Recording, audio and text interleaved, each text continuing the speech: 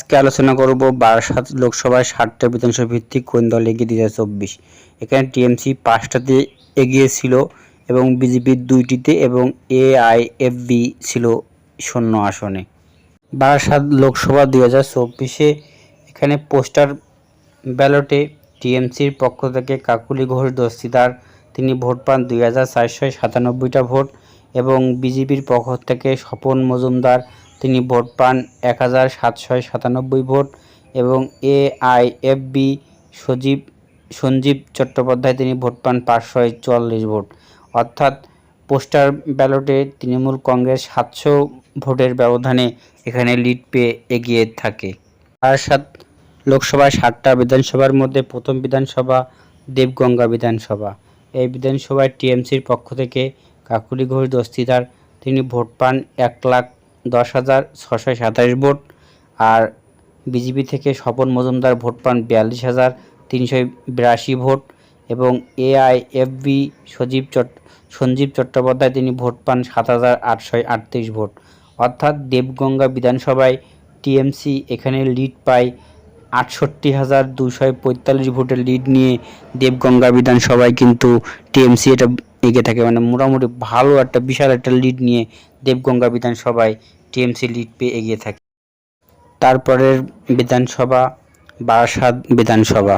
2024 সালে লোকসভায় বারাসাত বিধানসভায় টিএমসির হলো কাকুলি দস্তিদার তিনি ভোট পান 1,05,548 ভোট এবং বিজেপি থেকে ভোট পান স্বপন মজুমদার তিনি ভোট পান 97,376 ভোট এবং এআইএফবি সঞ্জীব চট্টোপাধ্যায় তিনি ভোট পান 21,900 ভোট।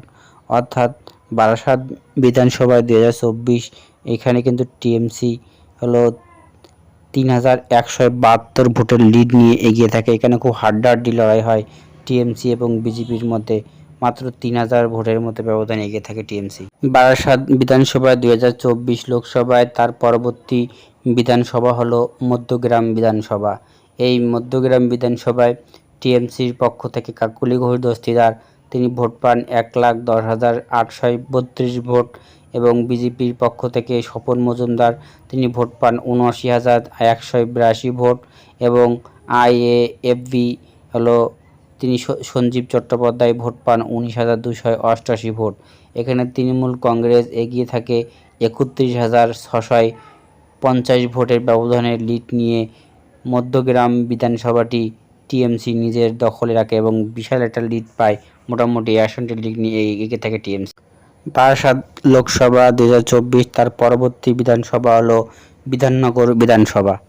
এই বিধাননগর বিধানসভায় কিন্তু বিজেপি হলো ভালোটা হলো লিড পায়। এখানে টিএমসি থেকে ভোট পায় কাকুলি ঘোষ দস্তিদার 67,727 ভোট এবং বিজেপি ভোট পায় স্বপন মজুমদার 78,883 ভোট এবং এআইএফবি ভোট পায় সঞ্জীব চট্টোপাধ্যায় 13,936 ভোট। এই বিজেপি এখান থেকে লিড পায় 11,156 ভোটের লিড নিয়ে কিন্তু বিজেপি বিধাননগর বিধানসভায় লিড নিয়ে এগিয়ে থাকে। বারাসাত লোকসভা 2024 তারপরের বিধানসভা রাজারহাট নিউটাউন বিধানসভা। এটা কলকাতার মেন কেন্দ্রের দিকে। এখানে টিএমসির প্রার্থী কাকুলি ঘোষ দস্তিদার তিনি ভোট পান 1,19,822 ভোট এবং বিজেপির পক্ষে স্বপন মজুমদার তিনি ভোট পান 91,405 ভোট এবং এআইএফবি সঞ্জীব চট্টোপাধ্যায় তিনি ভোট পান 15,858 ভোট। অর্থাৎ কলকাতার কিন্তু ভালো একটা ভোটার বর্তমান বিজেপির পক্ষে আছে। এখানে টিএমসি রাজারহাট নিউটাউন এলাকায় এখানে টিএমসি লিড পায় 28,417 ভোটের লিড নিয়ে রাজারহাট নিউটাউন ভোটে বিধানসভায় এগিয়ে আছে। বারাসাত লোকসভায় তার পরবর্তী বিধানসভা হাবড়া বিধানসভা। এই হাবড়া বিধানসভা কিন্তু টিএমসির একসময় শক্ত ঘাঁটি ছিল, কিন্তু টিএমসির এই হাবড়া বিধায়ক সাবেক খাদ্যমন্ত্রী তাকে জেলবন্দি করা হয়। এখানে হাবড়া বিধানসভায় টিএমসির প্রার্থী কাকলি ঘোষ দস্তিদার তিনি ভোট পান 82,156 ভোট।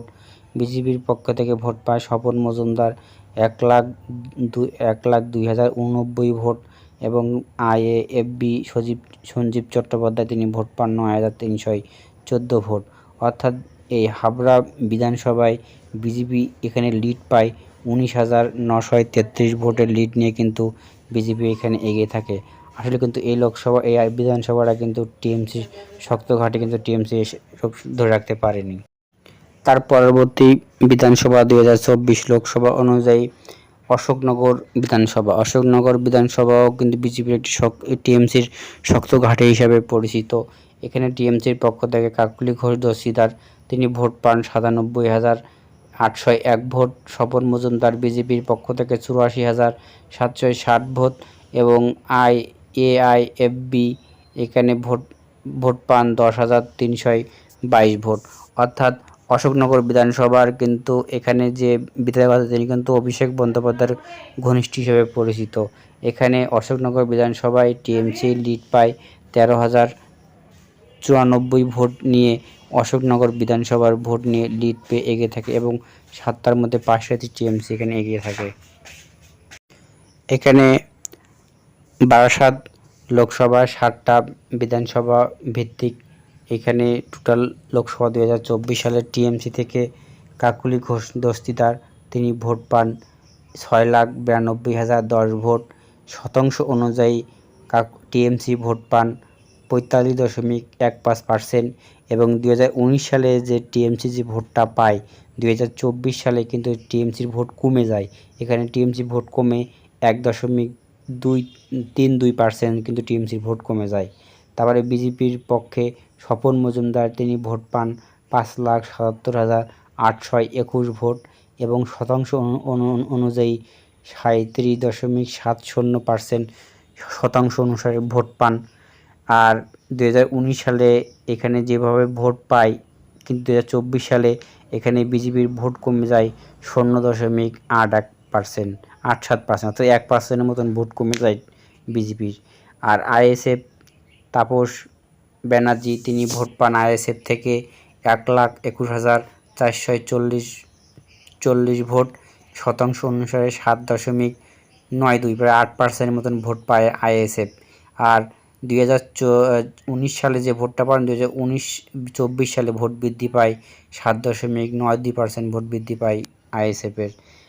এআইএফবি এখানে সঞ্জীব চট্টোপাধ্যায় তিনি ভোট পান 1 লক্ষ ভোট পান এবং শতাংশ অনুসারে তিনি ভোট পান 6.52% শতাংশ তার ভোট বৃদ্ধি পায়। আর 2019 সালে যে ভোটটা পায় কিন্তু 2024 সালে সেখানে ভোট কমে যায় 2.37% কিন্তু এখানে কমে যায়। আর নটতে ভোট পড়ে এখানে 17,892 ভোট। অর্থাৎ এই কেন্দ্রটি টিএমসি জয়লাভ করে 1,14,189 ভোটে জয়লাভ করে টিএমসি।